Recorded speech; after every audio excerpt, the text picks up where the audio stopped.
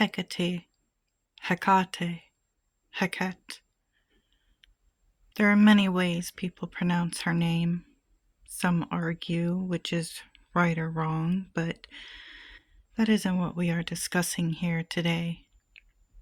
We are discussing some of my work as of thus far, some new things Hecate has unlocked with me in this path working, some keys she has given me in my work with her thus far.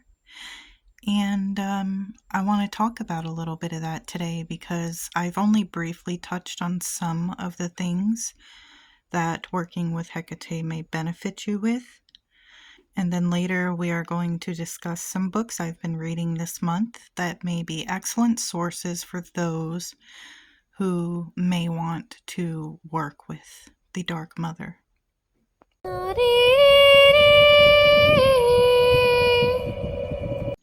So the Dark Mother, Queen of Witches, Guardian of the Crossroads, Mother of all hounds. We love her, we adore her, we're all for Hecate here. But today I want to discuss some books I've been reading to help me along this journey with her this month, books I plan to read, and also some things that I have come to find Hecate can help you with. Especially if you are a beginner. She's a really intense but really good one to work with when you are just starting out with dark deity work. First and foremost, I do want to say that it is very common knowledge that she is a guardian of thresholds and other realms, but one really, really good quality of working with Hecate is that these realms you get to explore and how she can teach you how to navigate them, how to get there, and really amp up your astral work, especially if you are wanting to do astral temple work, if you want to really get into the knowledge of witch flight. Hecate is an excellent deity to work with when it comes to those things.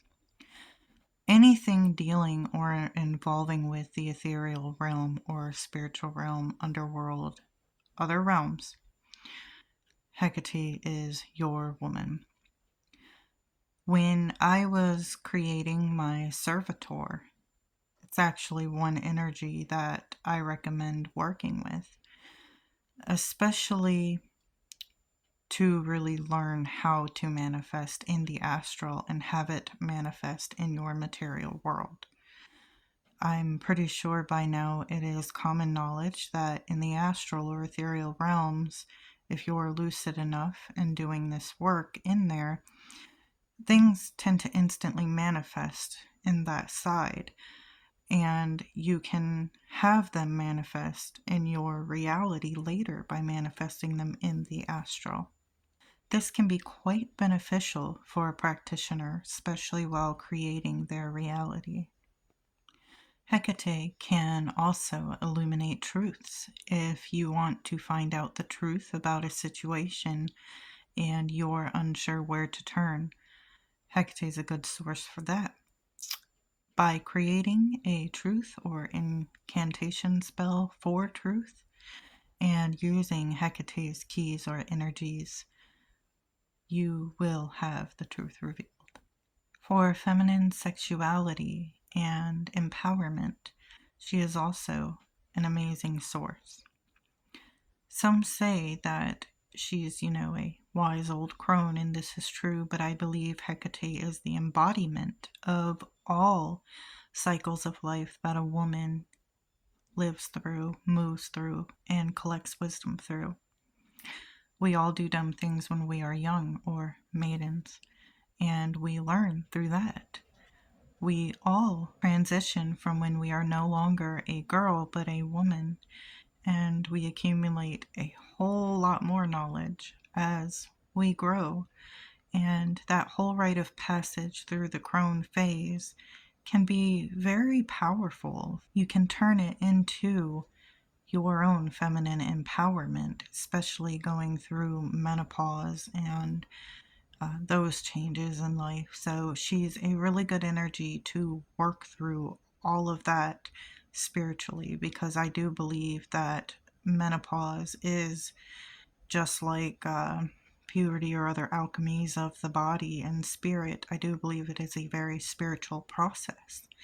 And for a woman, it can be quite emotional and quite interesting to be going through this. So you don't have to go through it alone. Hecate is there and she can help you transmute all of these things into what you would like to manifest for your life during that transition and time for you as a woman.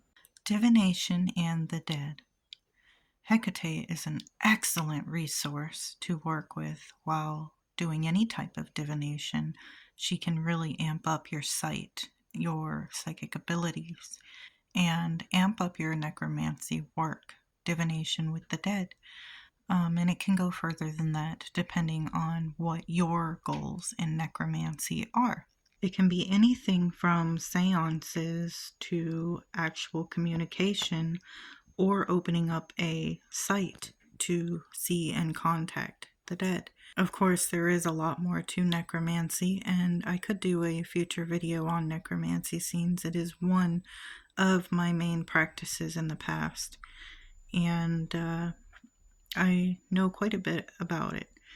And I have a lot to share on that topic, I think, and I'm pretty shocked right now that it just dawned on me. I actually haven't talked about that much, so an idea for a future video. Hecate can also help grant you certain things like familiars. Yes, actual spiritual familiars, even little daemons or other spirits to help you along your path and your work in the craft. She is great for inner child work and healing, for she is a protector of women and children, which that is a well-known fact. However, this also can get much deeper and intense on that topic. Because on the outside or on the surface, it seems very, very nice to think about doing inner child work and healing or shadow work. But as she is the protector and comforter of women and children, she will also kind of put you right in the face of it if you choose to start this path working. And that can become quite dark and intense if you are not ready to face certain things. The shadows can sometimes creep up on you, and you never really know what your psyche or subconscious can manifest while doing this work. And that's something I've learned quite the hard way. I've gone into these workings thinking, healing, yeah, that's great, and come face to face with my nightmares.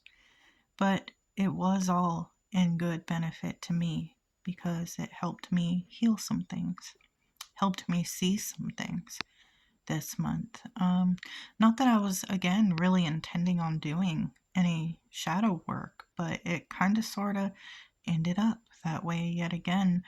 And that just shows, we're never truly done with it. And to continue and walk this path with courage and strength, we must come face to face with our shadows.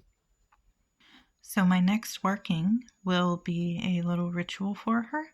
I haven't decided yet if I'm going to record it or not, but we'll see, because those things are pretty sacred, But also, I don't know, we'll see. It's just a ritual to honor her and thank her for everything that she has done, and also to kind of say goodbye for the month.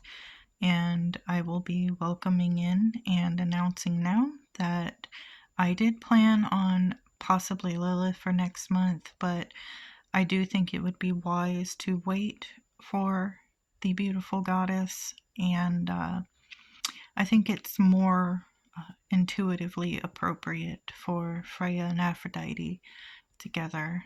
I will be working with them next month, and I cannot wait. I'll give you more details on that coming up, but for now, let me give you some great book resources for Hecate. Some books I've been reading and plan to read that are in my Kindle. All right, witch bitch. First up is The Dark Feminine Energy. Keeping Our Keys, second. Hecate Liminal Rights, third. Daughters of Hecate in number 4. And finally, Hecate the Black Arts by Michael Ford. Yes, these are some really good resources. And of course, she forgot to mention how important owls are to the Dark Mother Hecate. Why am I always forsaken? Why, Iris, why? Anyway, I know you guys missed me, as I have you, so I had to make a little appearance here, and hopefully I'll be making some more in the future because, I am pretty awesome. Just your daily reminder of my awesomeness, because Godfrey is it. So, make sure when you're honoring her to remember the owls, remember the serpents and the dog. Alrighty, guys, thank you so much for being here on this journey with me. I really appreciate all you guys watching, all your support, and it's really exciting to share this stuff with you guys. Much love always.